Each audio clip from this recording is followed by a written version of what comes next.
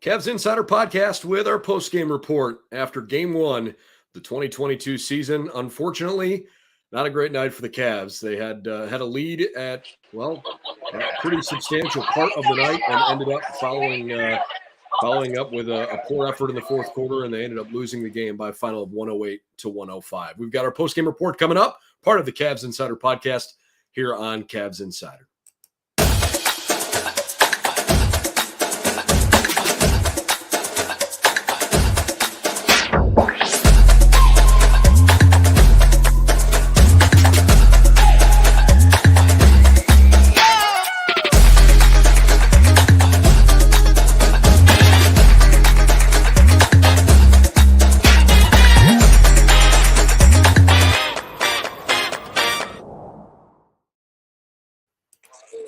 Well, what's going on, everybody? Thanks for joining us on our postgame report on Cavs Insider.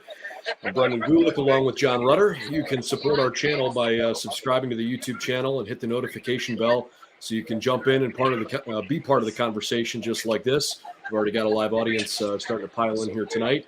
Or if you're listening after the fact, that's fine too. You can find this wherever you like to find your favorite podcasts. We're in the Apple Store, Google Play, in Spotify, and several other places. And for all the latest news and info on the team, head over to CavsInsider.com. I'm working from home today. John's on site up in Toronto after a frustrating night. So, John, since you're there, I'll give you the first word, man. I know what it looked like from home, but what was your perspective there from the arena?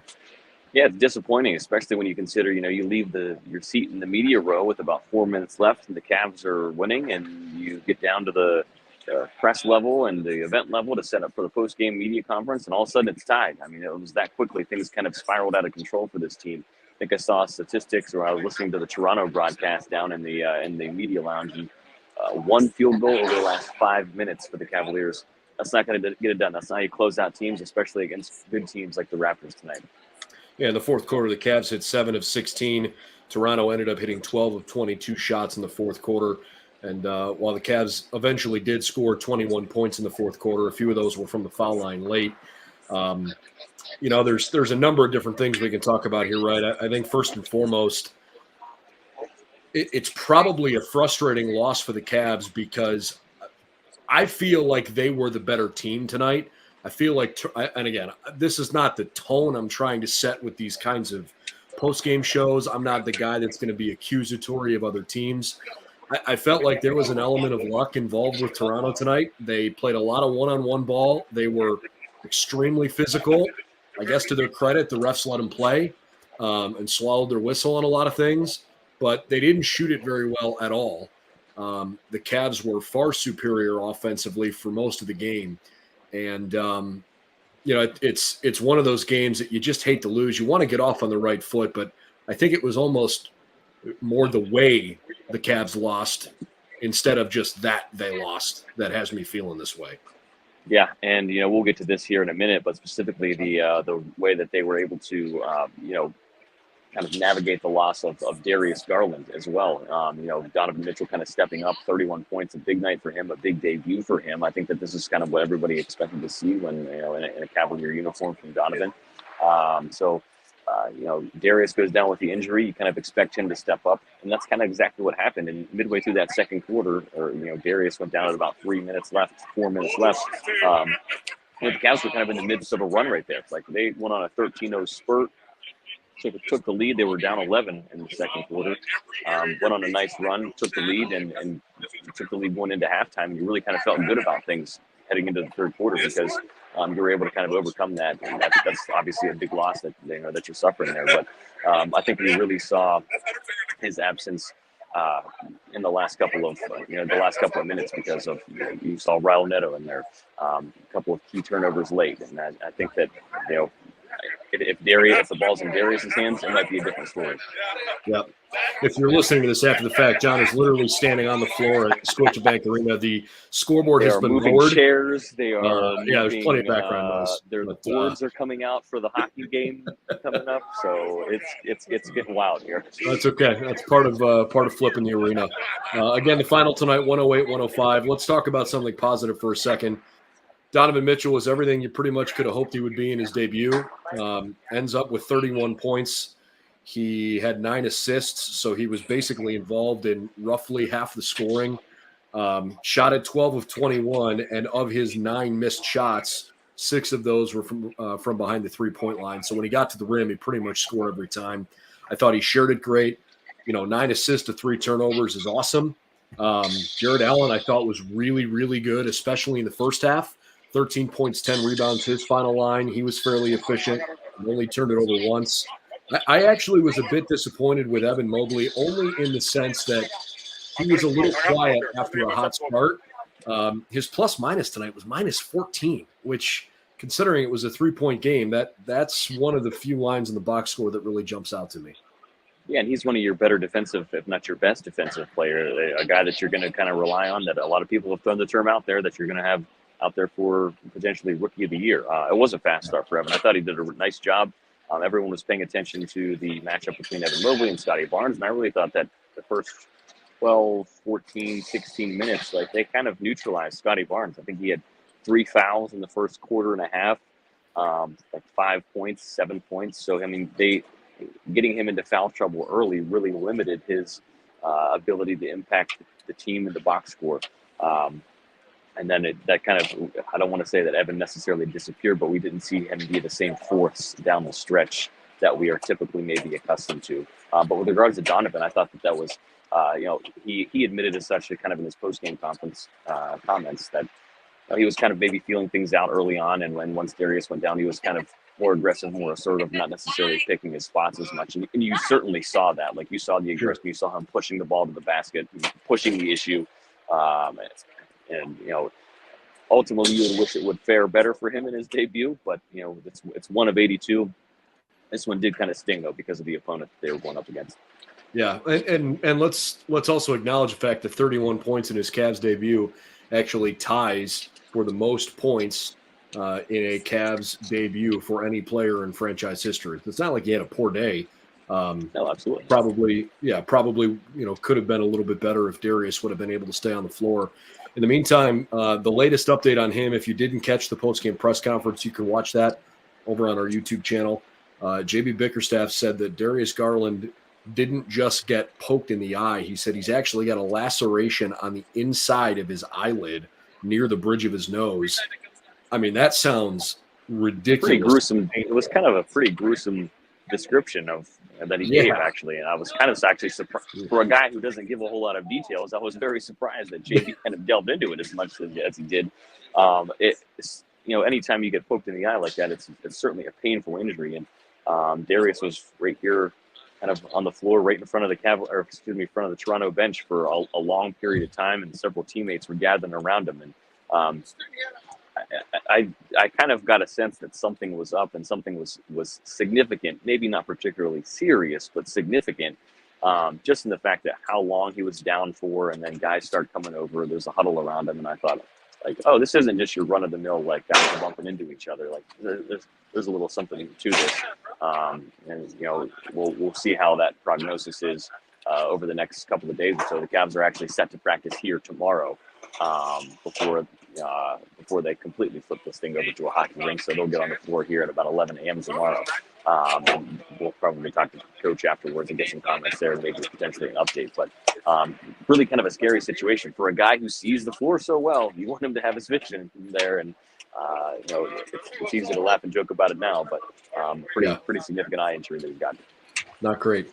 Let's talk Caris LeVert for a moment. Obviously, the big conversation tonight is the fact that he was named the starting small forward for the foreseeable future, according to a report that Chris Fedor put out on Cleveland.com before the game. I thought for a good chunk of the time that Caris was out there that he played pretty well. Statistically, I thought he had a pretty decent night. He didn't totally jump off the page at me, but I thought he played fine. Finished with 10 points, 7 assists, 5 rebounds, only turned it over once. I was a little annoyed just at some of the missed shots, but he did hit a couple of threes and he hit a couple of free throws. So, all in all, I thought it was fine. I wonder how much better his offensive production would be if Darius was on the floor with Donovan, because I think maybe that's where Caris starts to get more open looks. Yeah, I thought he was okay. It wasn't necessarily anything to write home about. Certainly, it kind of pales in comparison when you talk about the debut that Donovan had tonight. Yeah. But I was kind of disappointed at times as well with him on some of the decisions that he made on the floor. I thought that really presented him an opportunity to assert himself more on the offensive end without Darius in there. The ball is obviously going to be in his hands more, and I would imagine that teams would try to consciously focus on, okay, Darius is out, Donovan's not going to beat us, which would open up opportunities for Karras, and we didn't exactly see that, which is maybe disappointing. Again, there is a feeling out process that we've all talked about. This team's going to go through over the coming games here, especially this first couple of weeks. And I think maybe we saw that at times that they did look sluggish at points, but they also looked pretty good at times too. Dean Wade played pretty well. I realized that his plus-minus was not great. It was -11. But considering what he's been through with his ankle, I thought he actually was moving really well. He finished with 8 points on the night. He had 3 rebounds. He didn't turn it over, 3 of 4 from the floor. I kind of liked what I saw from him in the 21 minutes he was out there. And let's not go any further without talking about Cedi, because I thought Cedi was terrific. He was obviously the big spark plug off the bench, especially with Darius injured. Cedi finished with 17, hit 3 threes in the first half, did not hit any in the second half. 6 of 12 shooting on the night, had 3 rebounds and 1 assist and 1 turnover. Look, if Cedi couldn't play like that consistently, and I think consistently is the word there, right? Like you've seen enough of that from him over the years to know that, like, hey, this guy's got it. The question is, can he do that all the time? That almost makes it more, I don't know, maybe disappointing, because that it's there, but we've seen nights where he would come in and miss those shots. I think most importantly tonight, he comes in 13 of those 17 points come in the second quarter. Wow, they're kind of, the Cavs were down 11 at that point, so they're kind of mounting this comeback, and he was a large part of that. So it was good to see him come off the bench and get a little bit of juice. The bench as a whole, I looked down at one point. I think they were outscoring Toronto 23-7. I'm not sure what that finished up as. The bench scoring ended up being 33-18. Okay, so just JV said he wanted to utilize his depth and use 8-10 guys. If they're going to produce like that, that's going to bode well for this team. Yep. Jim brings in a good comment here. He says Karras' biggest bad habit is stopping ball movement. That wasn't the case tonight. He moved the ball well and had 7 assists. He also said, my guess is the NBA is trying to limit how many times they review plays. Kills game flow. We got hit in the head and eye, but wasn't unnecessary or excessive. I think that was in reference to a question asked earlier by Robert about why were there no flagrant fouls called, especially on Garland play and the Wade play.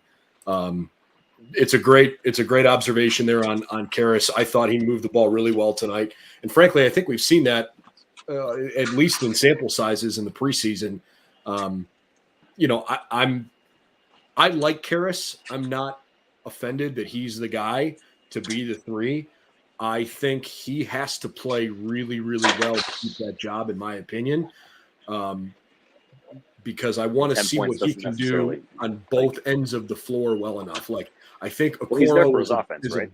Yeah, he is. So he's got to score. Okoro is obviously a better defensive player. So if Karras is having off-night shooting, and if he isn't good enough defensively for whatever reason, he might not hold on to that spot, or they might rotate away from him. I think that may be one of the reasons why they went to Cedi so early as well, too. And it worked tonight. I would, again, like he is the starter, yes. That is kind of fluid and liquid, because if there isn't, a spark that they need, JB's got guys on his bench that he can turn to pretty quickly. Kevin, Dean, Cedi, even Lamar Stevens is a guy that can come off the bench and give you a little bit of juice. Yeah. Final thoughts here. I thought Toronto,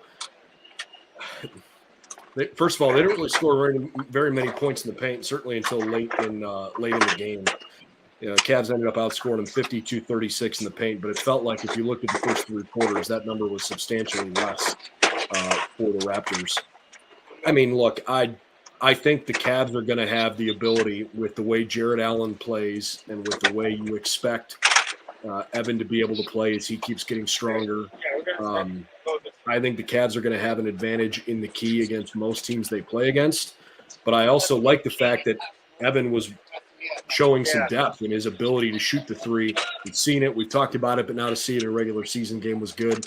I just didn't like the fact that Toronto kind of got to the rim a little too easy in the fourth quarter.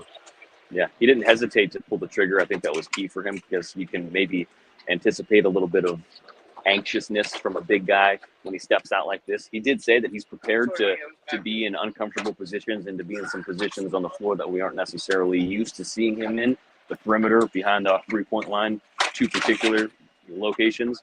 We saw that tonight, so it was good to see him knock down that three early. Again, very small sample size, a lot to like, even more to be maybe disappointed with here. Yeah. Second chance points bothered me too. Cavs had 4 second chance points all night. Toronto had 18. This is a team that's supposed to be like identified with working and cleaning up the glass and Yep. Look, JV said we're going to be a good basketball team this year. We just weren't tonight. Yep, for sure. Well, it sounds as they're stacking chairs by you, it sounds almost like there is chaos happening around me right now. Well, we appreciate you sticking around on the floor after the game and giving us your thoughts from the arena, and look forward to more when I know you got some written content on the way, and we got a little content in the morning planned for some of the productivity on the Cavs bench. So that'll wrap up our post-game coverage for the night, our post-game report. Certainly appreciate you hopping on. We had a good audience here tonight for Game 1. We'll do this as often as we can throughout the course of the year. We may not always be on site for road games. We will certainly be at every home game. But whether the team is in Cleveland or on the road, we'll have you covered here on Cavs Insider. For Jon Rudder, I'm Brendan Gulick. You better get out of there, buddy. That's going back up now. Yeah, that's true. That's true. Thanks for joining us on our YouTube channel live. And again, you can find this podcast wherever you like to after the fact, wherever you want to find your favorite podcast. For all the latest, head over to CavsInsider.com.